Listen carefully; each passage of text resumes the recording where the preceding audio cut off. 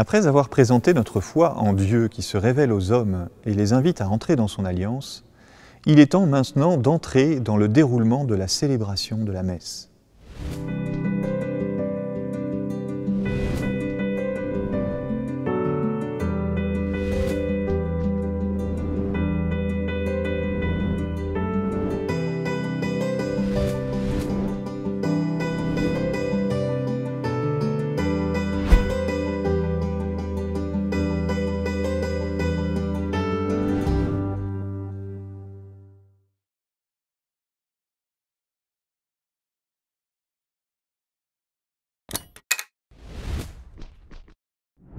La messe est une liturgie.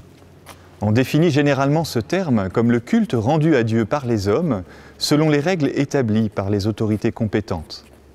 Cependant, pour les chrétiens, avant d'être une œuvre des hommes pour Dieu, la liturgie est d'abord l'œuvre de Dieu pour son peuple, l'Opus Dei cher à saint Benoît. C'est l'Église qui célèbre la liturgie, mais c'est le Christ, chef de l'Église, qui en est l'acteur principal, le seul véritable médiateur entre Dieu et les hommes. Il vient se révéler à son peuple et le sanctifier par le don de l'Esprit Saint pour le rendre apte à célébrer avec lui le culte à la gloire de Dieu son Père et notre Père. La liturgie chrétienne, avant d'être une œuvre humaine, est une œuvre divine, le moment où Dieu actualise l'alliance avec son peuple. La liturgie est le lieu d'un passage. C'est le sens premier du mot Pâques. Comme le Christ est passé de la mort à la vie, de ce monde à son Père, ainsi les chrétiens qui font mémoire de ce passage du Christ, ce qu'on appelle le mystère pascal, sont eux-mêmes invités à passer avec lui de la mort à la vie, du péché à la sainteté, de la terre au ciel, de ce monde au Père. Comme le séjour au désert a été pour les Hébreux le lieu d'un passage de l'Égypte à la terre promise, le culte de la Nouvelle Alliance nous situe dans un entre-deux. Nous sommes toujours sur la terre, marqués par nos faiblesses humaines, et en même temps, nous participons déjà à la sainteté de Dieu, à la vie du royaume. En acceptant de mourir à ce qui nous éloigne de Dieu, nous permettons au ressuscité de nous sanctifier, de nous rendre un peu plus semblables à lui, de nous préparer à la vie du ciel. Ainsi, il y a deux dimensions dans la liturgie.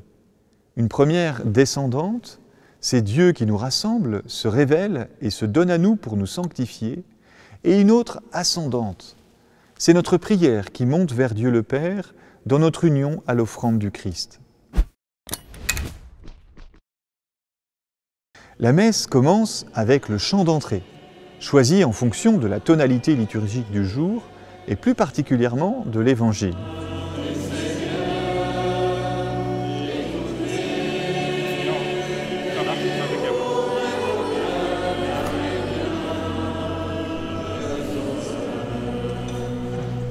Ce chant a pour fonction d'unir les voix et les cœurs pour que chacun se laisse rassembler par le Seigneur Jésus qui vient à la rencontre de son peuple. Pendant le chant, le prêtre s'avance au milieu de l'assemblée, précédé des servants éventuels. Chrétien comme les autres, il a une fonction spéciale dans l'Église. Il est celui par lequel Jésus, l'unique grand prêtre, exerce son sacerdoce. Par-dessus son aube, le prêtre porte une chasuble de couleur, un vêtement ample qui l'enveloppe tout entier et qui signifie qu'il agit dans la célébration au nom du Christ. Il entre généralement en procession, signifiant la venue du Christ au milieu de son peuple.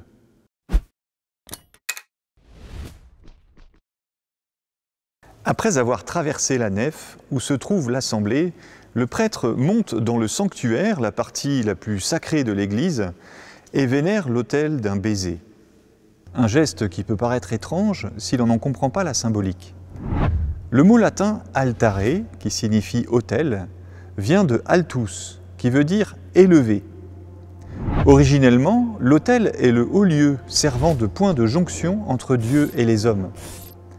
Les montagnes et les collines sont ainsi des lieux privilégiés où l'on construit des édifices sacrés. Dieu y descend et l'homme y monte. On peut penser à la montagne du Sinaï, où Moïse est monté à la rencontre de Dieu, ou encore à la montagne de Sion, sur laquelle fut construit le temple de Jérusalem. De même, les diverses collines de Rome sur lesquelles sont construites les basiliques majeures.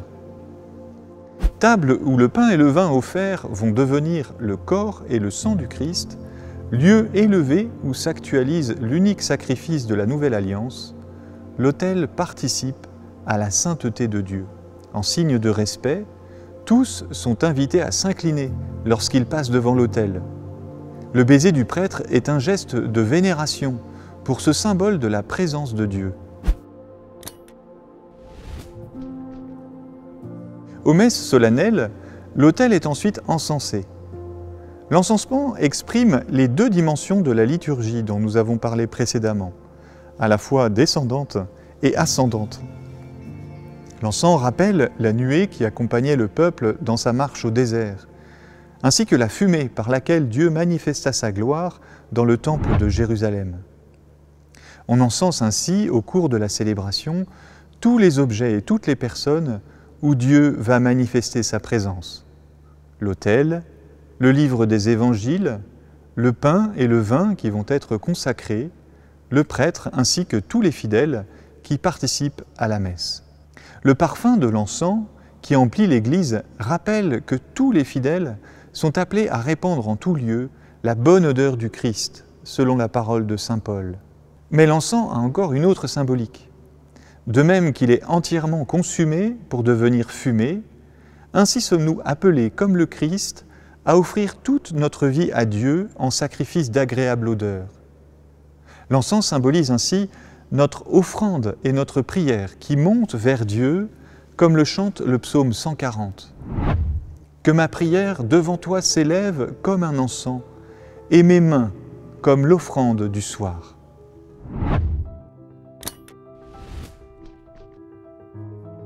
Arrivé au siège d'où il préside la célébration, le prêtre invite chacun à se marquer du signe de la croix. Au nom du Père et du Fils et du Saint-Esprit. Amen. Un des gestes les plus anciens du christianisme. L'instrument du supplice de Jésus est devenu le signe parfait de l'amour de Dieu pour nous. Celui qui n'a jamais commis aucun mal, celui contre qui le péché des hommes s'est déchaîné au point de le mettre à mort, Jésus, n'a pas cessé d'aimer ceux qui ne savaient pas aimer, parce qu'il n'a pas cherché à épargner sa propre vie, parce qu'il l'a donnée librement, lui qui est le Fils de Dieu et le Prince de la vie, Jésus s'est montré victorieux de la mort. Il est ressuscité, et il veut manifester sa puissance de vie en chacun de ceux qui ont foi en lui. Dans le signe de la croix, nous rappelons le double commandement qui récapitule toute la loi de Dieu, le mouvement vertical pour signifier notre relation à Dieu, notre volonté d'accueillir l'amour de Dieu en nous et de l'aimer en retour, et le mouvement horizontal pour notre relation aux hommes, notre volonté d'aimer notre prochain. Ce simple geste dit tout l'enjeu de la messe.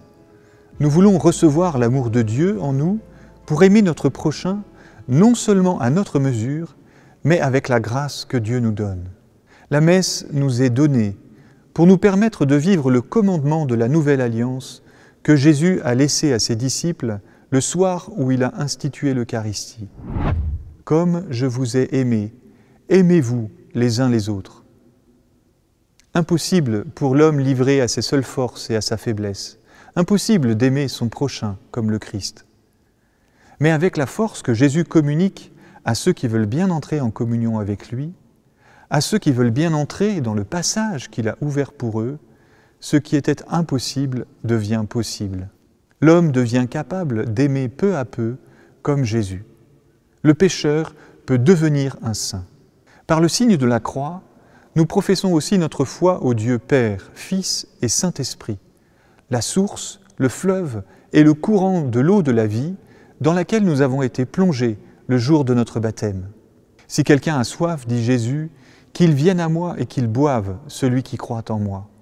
Comme dit l'Écriture, de son cœur couleront des fleuves d'eau vive. Nous le voyons, le geste du signe de la croix est d'une grande profondeur. Seulement, parce que c'est un geste simple et que nous le répétons souvent, il y a un risque important que nous le fassions de façon machinale, sans toujours faire attention à l'acte que nous posons. Les automatismes routiniers sont un danger permanent dans la liturgie. Sainte Bernadette Soubirous avait été tellement marquée par la façon dont la Vierge Marie se signait de la croix lors de ses visions à Lourdes, que tous ceux qui la voyaient à son tour se signer percevaient la conscience profonde qu'elle avait de ce geste. Puissions-nous, nous aussi, apprendre à habiter pleinement les gestes que nous posons.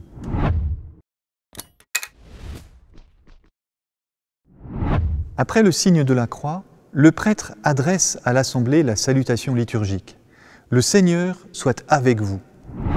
Le Seigneur soit avec vous. Qui lui répond en disant « Et avec votre esprit ».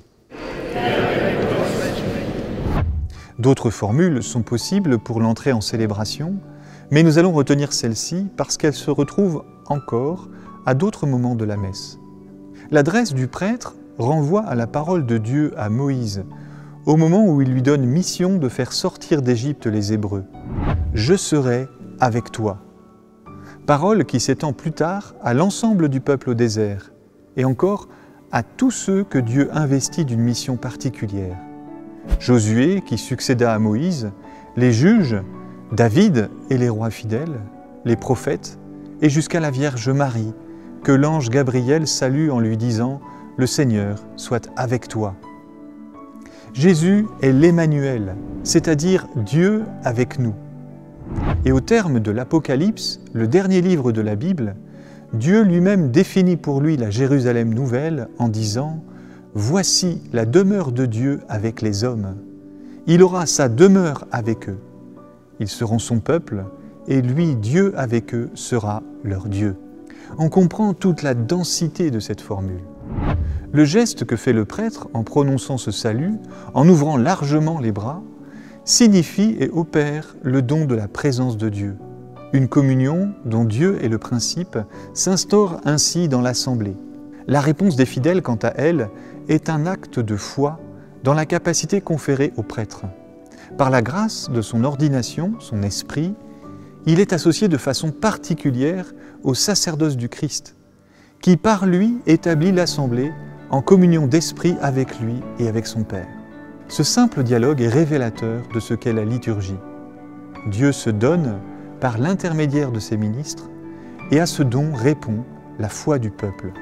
Après l'ouverture de la célébration, viennent les rites initiaux de la messe, que sont l'acte pénitentiel avec le chant du Kyrie, puis l'hymne dans lequel nous unissons notre voix à celle des anges pour chanter la gloire de Dieu, et enfin la prière d'ouverture. Ce que nous verrons dans une prochaine vidéo. D'ici là, portez-vous bien et que Dieu vous bénisse.